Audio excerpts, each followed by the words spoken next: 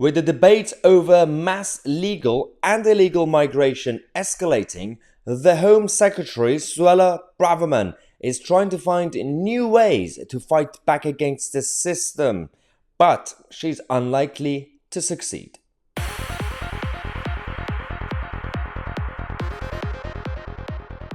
Hello everybody, welcome back to the channel. I hope you had a great Christmas and great Christmas dinner. I hope you had a bit of a walk afterwards, and I hope you're enjoying your time off with your families and loved ones and everybody else. Now, while we are talking about the Christmas period, there are still a lot of people who are suffering in our country because of the burden on our public services and the safety net that we have. We still have so many Brits who are homeless, who are waiting in the waiting list to get a basic shelter and housing.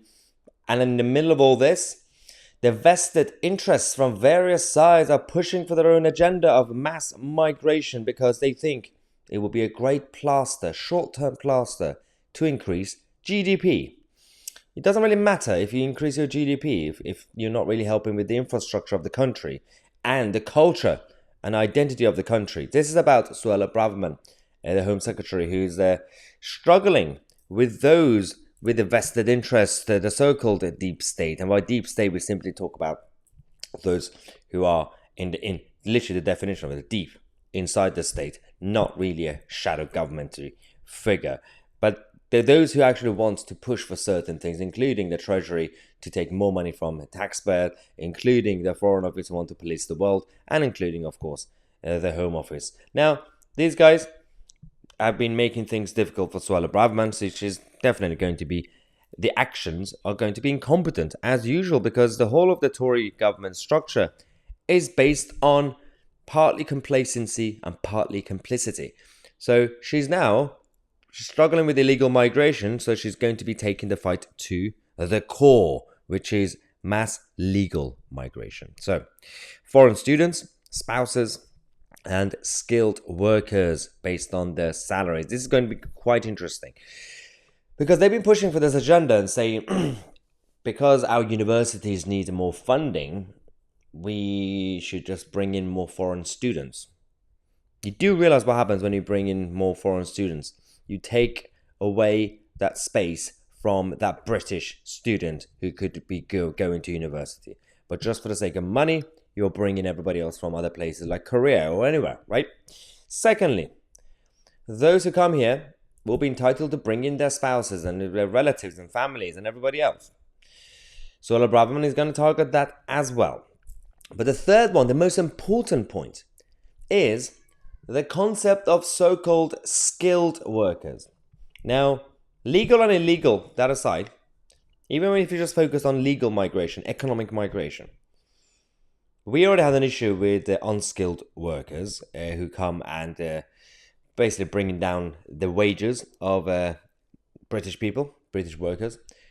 But then they said, okay, we compromised and said, if we need skilled workers in a certain sector, then let's go and scout and search for them.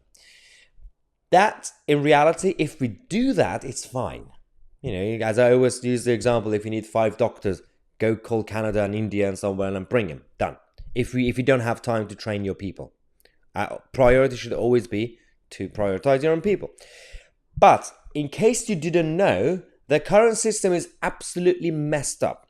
Skilled worker includes people who are currently on £18,000. Currently, a couple must prove that they have an income of at least £18,600 and show evidence that they have enough money to cover the costs of any children who do not have British citizenship. £18,600 couple, so 2 of them, and they have to cover the costs of children that they have, and that used until now was called skilled workers.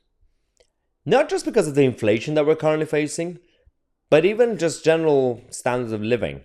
Even a year ago, even 2 years ago, are you telling me £18,000 to feed not just 2 people and children is now skilled, is now higher wage?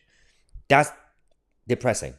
because I'm not really actually talking about the migrant themselves. I'm talking about the fact that if that's skilled, that classifies as a salary level that is high, then we are doomed, the British people.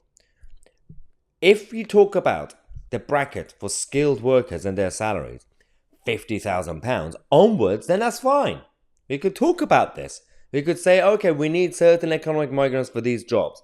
£18,000. Are you telling me that migrant who has a job, I don't know what the job is, but a job that gives them £18,000, you need to have skills for that? Then what are we doing here? Unless you're going to do junior doctor roles, which you'll be on 18, 19, 20k initially, it makes no sense. Is this going to be a long-term salary bracket, or is it like a temporary thing? Because it does matter when it comes to this issue. You can't just say anyone who gets a job with a salary of £18,000 can come here because that classifies as skilled. We have so many of our people here who are not trained yet, who need to get trained, who need to get a better qualification, apprenticeships, get better jobs. Prioritize them first instead of going out there and finding short-term plasters. The whole thing's going to bring down the economic system and the culture, the whole of the stability of the country. That's why I've been saying we have a new partnership with the Pure Gold company. This is not paid advertisement, by the way. Don't worry. This is a new partnership because of the campaign that I have to fight back against globalism. Is the money that we have in banks and everywhere else is already not really safe, and they're pushing for digital currencies and everything else. The best way to protect your assets, your money, your finances, is in actual physical asset, which is gold. Gold doesn't crash. Gold, even in the 1970s, went up by 1,000%. So whether you look at it as an investment or basic savings, just as a pot somewhere for pensions or for your grandchildren, the best way to do it, if the banking system is going to crash again, if something's going to happen, if they're going to bring in cashless society, the best way to keep your money safe is in a physical asset, which is gold. And Pure Gold Company, we have a new partnership. They are the most credible and the best place for that, as I said, whether investment or savings. And they will give you a dedicated account manager and a certificate. And it doesn't matter if you have a lot of money or no money. Any tiny bit of a saving or investment will make you safer. That's all it matters. And no tax. No taxes. Taxation is theft. So you won't be paying any tax on any transaction or any of the investment that you'll be making. The best thing to do, just check out the link in the description and in the comment section. I'm going to put it there. Just check it out yourselves, because this is just something I'm passionate about. It's not paid advertisement. This is just simply that we all have to do to focus on this. That's why we created this new partnership with the Pure Gold company. Definitely check them out. They are very good as dealers, and we'll see how things go. And let me know your feedbacks as well. I'm Tousi, and we are the media.